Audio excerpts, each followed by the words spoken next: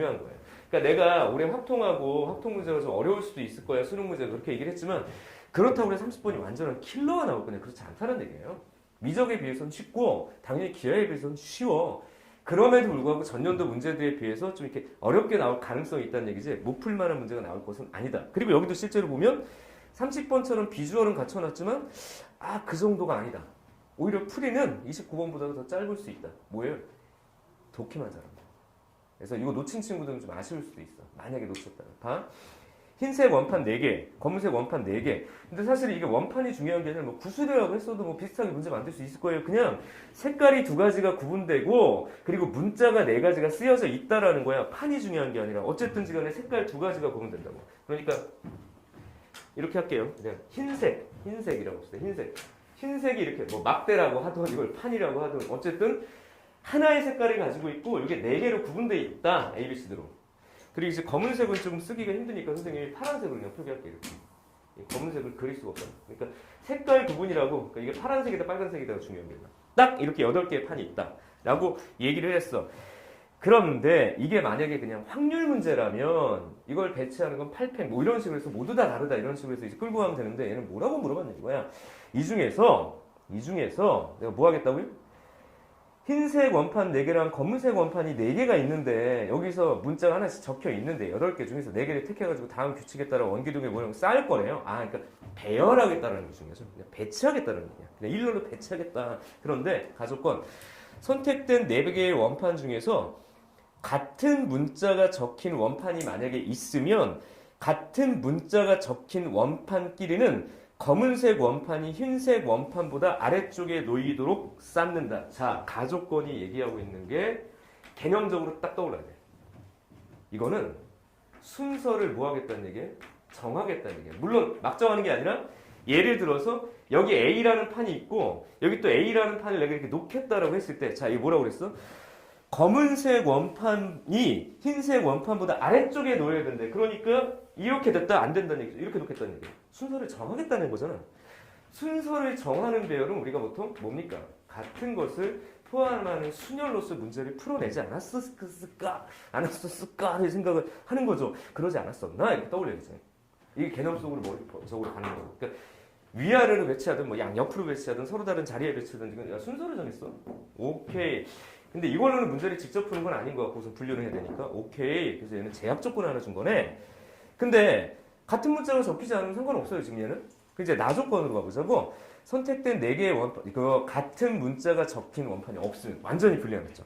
같은 문자가 적힌 원판이 없으면 D는 무조건 매라 돼. 야 잠깐만. 난 여기서 땡큐. 문제 생각보다 어렵지 않다. 오늘 해설 강의 할 수 있겠다. 이 정도로 했습니다. 이게 만약에 문제가 어려우면 나도 고민을 되게 해야 돼. 정답지도 모르는데 함부로 해설 강의할 수 없을 거 아니야. 오늘은 할 수 있겠다. 라는 생각을 했습니다. D가 맨 아래니까 자 생각해봐. 만약에 그냥 얘들이 배치한다. 얘는 배열에 아무 상관 없고 그냥 3패가 아니야. 다시 이걸 그냥 배치하겠다고. 만약 예를 들어서 그냥 아무 고민하지 말고 이렇게 요걸 4개를 배치한다 그러면 이거 그냥 3팩이라고. 맞죠? 그럼 요 상태로 그럼 배열하자고. 그리고 다시 이거. 그 상태로 배열하는 방법을 쓰라고 그랬고요. 나조건과 가조건에서 어떻게 이걸 분류할 건지 설명을 넣어서 해버렸어요. 벌써. 자, 가조건 볼까요? 그러니까 케이스 1 이렇게 하죠. 케이스 1은 이게 제일 쉬울 것 같아. 야, 같은 문자가 없다고 생각해봐 그냥.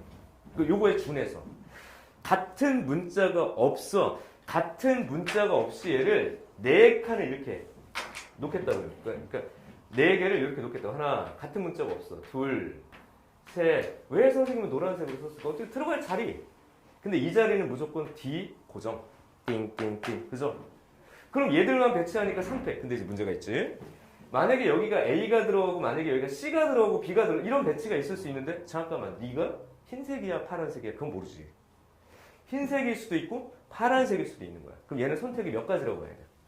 2가지. 얘도 2가지. 얘도 2가지. 얘도 2가지. 그리고 사실은 배치는 얘만 돼. 그럼 이게 그냥 답이 되는 거 아니야? 이것도 중복 순열 개념이라고 굳이 불러야 되겠네. 그러니까 너는 둘 중에 하나. 둘. 중복 순열 취소. 그냥 고백 없이게요. B 둘. 너도 둘. 너도 둘. 이렇게 써주고 그리고 3팩. 3팩을 먼저 써도 되겠고. 야 니들끼리만 배치가 되니까. 첫 번째 경우는 16 곱하기 선생님은 6으로 보여. 66에 36, 96인 것 같습니다. 첫 번째는. 같은 문자가 없다라고 한다면 이렇게. 그럼 이제 두 번째 케이스 2 이렇게 잡고요. 같은 문자가 만약에 존재한다라고 생각을 했을 때, 여기서 잠깐. 같은 문자가 한 쌍으로 같은 문제가 있을 수도 있고, 같은 문자가 두 쌍이 있을 수도 있고, 근데 같은 문자가 세 쌍까지 안 나오겠죠. 왜냐면 네 개밖에 없으니까 지금. 잠깐 여기 한 번 더 가야 되네. 그러면 다 같은 문자가 한 쌍이 있으면 사실 경우의 수 입장에서는 얘가 여기선 제일 복잡할 수 있을 것 같으니까 요거만 조심해. 같은 문자가 한 쌍이다. 그러면 봐. 41이라고 쓸게요. 얘는 뭐 같은 문자 누구 하나 돼야 될 거 아니야. 그렇죠? 그럼 만약에 같은 문자를 하나를 뽑겠다. 그래서 예를 들어서 지금 보면 이렇게 A라는 놈을 뽑고 그 다음에 또 여기에 A라는 놈을 뽑았다. 그럼 나머지 두 개를 또 뽑아야 될 거 아니야. 어쨌든 배치는 하셔야 되니까 나머지 두 개를 또 뽑으셔야 될 거 아니야. 이렇게 뽑으셔야 될 거 아니야. 네, 맞죠? 그치? 그럼 다시 같은 문자가 하나다. 그러면 봐. 내가 만약에 A를 뽑았어. 이렇게 A를 만약에 뽑았어. 그러면 남은 세 개에서 두 개를 더 뽑아야 되는 거 아닌가요? 잠깐만. 잠시만요. 왜 이런 미니트 헷갈린다. 고르고 배치할 거야. 고르고 배치할 거야. 같은 문자가 만약에 두 개야. 잠깐만. 조건만 다시 볼게요. 원판 같은 문자가 적힌 녀석이 없어. 그럼 어쨌든 D는 상관없어. 이제 그냥 가도 될 것 같아요. 자, 이제 헷갈릴 거 없을 것 같아. 다시 볼게요. 일단 두 개 뽑아야 돼요. 여기다 뭐라고 쓸 거냐면 이렇게 합시다. 이렇게 뭔데? 봐. A, B, C에서 만약에 얘네 둘은 가져갔잖아. 그럼 B, C, D 중에서 두 개 가져와야 돼요. 그러니까 예를 들어서 여기가 B가 나왔다, 여기 뭐 C가 나왔다 이렇게 될 수 있는 거죠. 맞죠? 그런 상태. 그러니까 서로 다른 세 개에서 두 개를 더 뽑아야 됩니다. 근데 문제는 이 B가 누구야? 흰색이야, 검은색이야? 너는 흰색이야, 검은색. 그래서 내가 노란색을 쓴 거지. 그럼 너는 또 두 가지가 있네. 흰색이니 검은색이니 요거를 골라야 되는 거 요거 놓치지 말고요. 됐죠? 그리고 이제 마지막 얘들을 배치해야 되는데 이때 이거 쓰이는 거죠. 왜냐면 D는 상관없어요. 이제 D는 신경 쓸 필요가 없는 조건이잖아 이건. 그러니까 이거 생각해. 너랑은 순서가 정해졌으니까 같은 것으로 가야 돼. 그럼 마지막 고르고 배치 이렇게 되는 거죠. 선생님이 생각해서는 항상 그랬죠. 배치 먼저 하지 마. 골라놓고 배치해. 그러면 되죠. 그러면 4, 3, 12 이렇게 되겠고 여기가 2 하고 4패 이렇게 정리가 되지? 그럼 이게 24 곱하기 24인가요? 24 곱하기 24네? 4, 4, 16, 4, 2, 9 그러면 48 하니까 576 24의 완전 제곱 맞죠? 576 숫자가 좀 커서 약간 쫄리긴 하지 이게 576 약간 심리적으로 부담은 있을 것 같긴 해. 하지만 세 자리 수니까 괜찮을 것 같아요. 경우의 수가 꽤 나오는 거네요. 근데 내가 지금 세 번 결과로는 하여튼 이게 제일 이 문제에서 힘든 순간일 수 있겠다라는 생각이 드는데 풀어놓고 봐봐. 과연 문제는 어려운 것이냐? 냉정하게 갑시다. 어렵지 않군요. 이렇게 되는 겁니다. 자, 두 번째. 마지막 정리하고 이제 마무리할게요. 두 번째 가보도록 합시다. 두 번째 2번. 같은 문자가 요거는 오히려 좀 쉬운 것 같아 지금 상황이. 그냥 두 개다. 같은 문자가 두 개다. 그럼 서로 다른 네 개에서 두 문자가 될 거 고르는 거라고.